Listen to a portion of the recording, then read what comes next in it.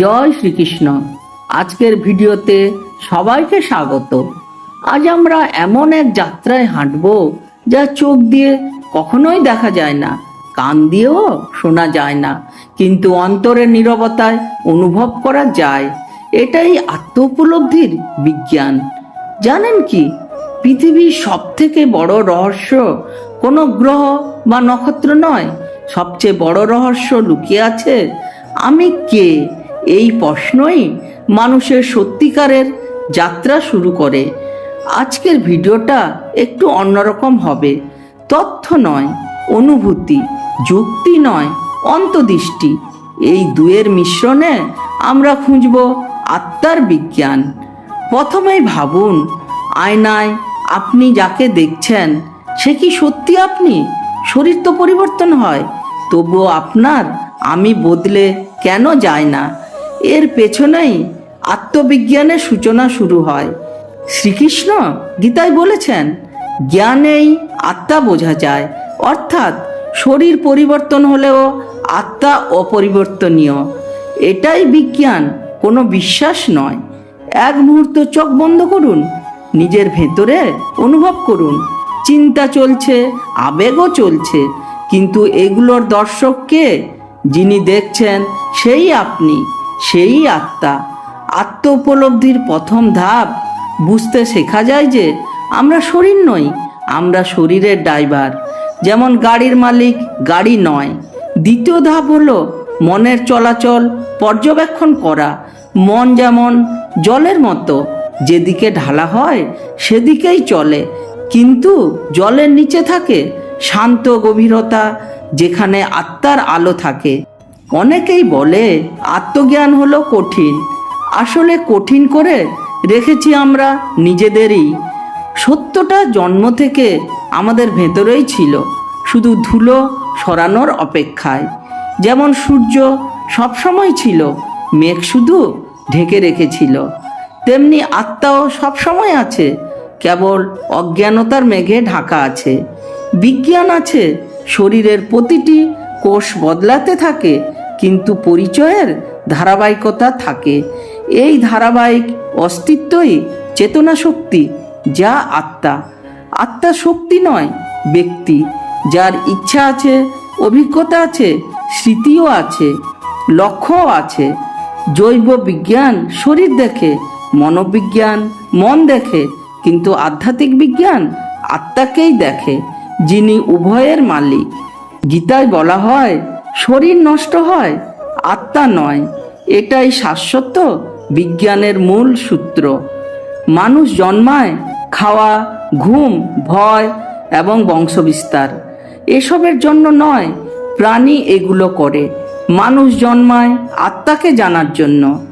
মানুষের আসল দুর্ভাগ্য মৃত্যু কখনোই নয় নিজেকে না চেনা, নিজের পরিচয় ভুলে দৌড়ে ক্লান্ত হওয়া। নিজেকে জানলে জীবনের সব ভয় সমাধান হয়। মৃত্যু ভয়, ভবিষ্যতের ভয়, হারানোর ভয়, সব কিছুর মূলেই নিজেকে না জানা। গীতায় কৃষ্ণ অর্জুনকে বলেছিলেন, যে নিজেকে জানে সে বিশ্বকে জানে, কারণ বিশ্বচেতনার দরজা খুলে যায় আত্মজ্ঞানেই। আত্মা উপলব্ধি মানে কোনো পাহাড়ে গিয়ে বসা নয়। এর মানে হলো কাজ করতে করতে, পরিবার সামলাতে সামলাতে নিজের ভেতরের আলোকে চিনে ফেলা। প্রথম পদ্ধতি হলো নীরবতা। প্রতিদিন 5 মিনিট নীরবে বসুন। মনকে কখনোই জোর করবেন না, শুধু দেখুন, সে দেখছে, সেই আত্মা। দ্বিতীয় পদ্ধতি হলো প্রশ্ন। নিজেকে জিজ্ঞেস করুন, আমি কি আমার শরীর, আমার মন, আমার চিন্তা? প্রতিটি প্রশ্ন আপনাকে আপনার ভেতরে নামিয়ে নেবে। তৃতীয় পদ্ধতি হলো শুদ্ধ সঙ্গ। গীতায় বলা হয়েছে, সৎসঙ্গে সব সম্ভব। যে পরিবেশ আত্মাকে জাগায় তাতেই সত্য প্রকাশ পায়। চতুর্থ পদ্ধতি হলো ভক্তি। ভক্তি কোনো ধর্মীয় শব্দ নয়। ভক্তি হলো ঈশ্বরের প্রতি হৃদয়ের খোলা দরজা, যেখানে আত্মার আলো স্পষ্টই দেখা যায়। পঞ্চম পদ্ধতি হলো গীতা পাঠ। গীতা মানুষের আত্মশক্তি জাগায়।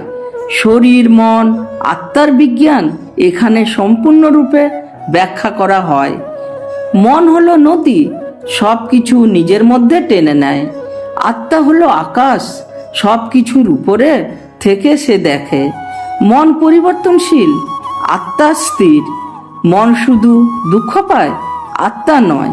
মন সুখে লাফায়, আত্মা শান্ত থাকে। যেদিন আপনি মনকে আমি ভাবা বন্ধ করবেন, সেদিনই আত্মজ্ঞান শুরু হবে। মনকে নিয়ন্ত্রণ করা নয়, মনকে বোঝা আর আত্মাকে সামনে আনা, এটাই আত্মবিজ্ঞানের সঠিক পথ। কারণ আত্মা পদার্থ নয়, পদার্থ নষ্ট হয়, রূপ বদলায়, আত্মচৈতন্য একে নষ্ট করার কোনো বৈজ্ঞানিক প্রক্রিয়া নেই। আগুন পোড়াতে কখনোই পারে না, জল ভিজাতে পারে না, বাতাস শুকাতেও পারে না, অস্ত্র কাটতে পারে না। গীতা এটাকে বিজ্ঞানের ভাষায় ব্যাখ্যা করে। মানুষ হঠাৎ শান্ত হয়ে যায় কারণ সে জানে জীবন কোনো দৌড় নয়, সত্যের দিকে একটি যাত্রা। দুঃখ থাকলেও ভেতরে অদ্ভুত এক প্রশান্তি জন্মায়, যেন কোনো গভীর শক্তি আপনাকে ধরে আছে। অহংকার পড়ে যায়, কারণ আত্মাকে জানলে বোঝা যায় আমি কিছুই নই, কিন্তু ঈশ্বরের অংশ বলে আমি সব কিছুই। ভালোবাসার অনুভূতি বেড়ে যায়, কারণ তখন মানুষ মানুষকে আত্মা হিসাবে দেখে, শরীর হিসেবে কখনোই নয়। ধরুন আপনি স্বপ্ন দেখলেন, আপনি পথ হারিয়েছেন, কিন্তু ঘুম ভাঙতেই বুঝলেন এ তো স্বপ্ন। আবার দেখুন জীবনও তেমনি, জন্ম মৃত্যুর চক্র হলো দীর্ঘ এক স্বপ্ন, আর আত্মা হলো জাগ্রত চেতনা। একটি মোমবাতি থেকে হাজার মোমবাতি জ্বলে, তবুও আগের আলো কমে না। ঠিক তেমনি আত্মা অনন্ত আলো, অবিভক্ত, অক্ষয়। আত্ম উপলব্ধি মানে কোনো পাহাড়ের চূড়ায় পৌঁছে যাওয়া নয়, এটা হলো নিজের ভেতরে এক নীরব দরজা খোলা। আজকের আলোচনা আপনার জীবনে কাজ করবে তখনই যখন আপনি পরবর্তী 24 ঘন্টায় অত্যন্ত এক মুহূর্ত নিজের ভেতরে তাকাবেন। আত্মা আপনাকে ডাকছে, শুধু শোনা দরকার। ভিডিওর শেষে কথাটি হলো নিজেকে জানুন, নিজেকে অনুভব করুন, আর ভগবানের সঙ্গে নিজের সম্পর্ককে জাগিয়ে তুলুন। এটাই আত্ম উপলব্ধির বিজ্ঞান, এটাই জীবনের সত্য। ভিডিওটি ভালো লাগলে লাইক, কমেন্ট, শেয়ার ও সাবস্ক্রাইব করুন। বেল আইকন প্রেস করুন যাতে পরবর্তী ভিডিও অতি সহজেই আপনার কাছে চলে যায়। ধন্যবাদ। জয় শ্রীকৃষ্ণ।